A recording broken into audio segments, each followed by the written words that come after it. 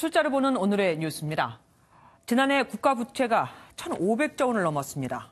정확히 말하면 1,555조 8천억 원으로 이 가운데 중앙정부와 지방정부가 반드시 갚아야 할 국가 빚은 660조 7천억 원. 국민 한 사람당 1,284만 원에 달하죠.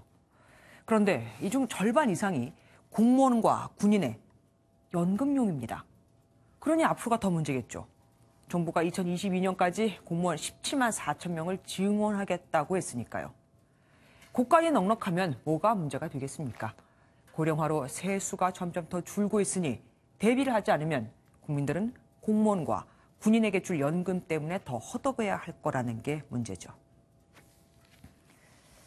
한층 깐깐해진 은행권 대출 규제가 오늘부터 시행됐습니다.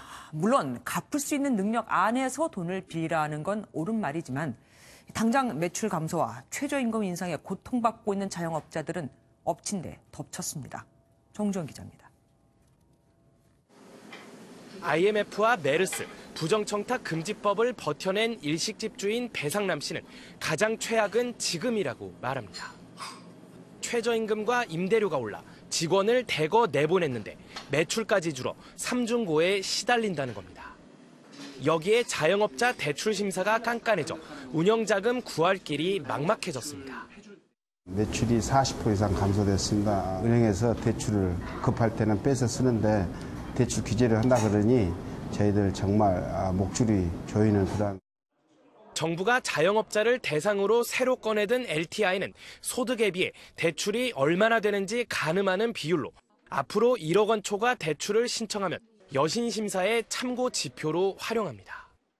자영업자 1인당 대출액이 평균 3억 2천만 원, LTI가 7.5배에 달해 부실 위험이 높다는 게 정부 판단입니다. 소득 증빙이 안 되면 추가 대출은 사실상 불가능하다는 게 시장의 평가입니다.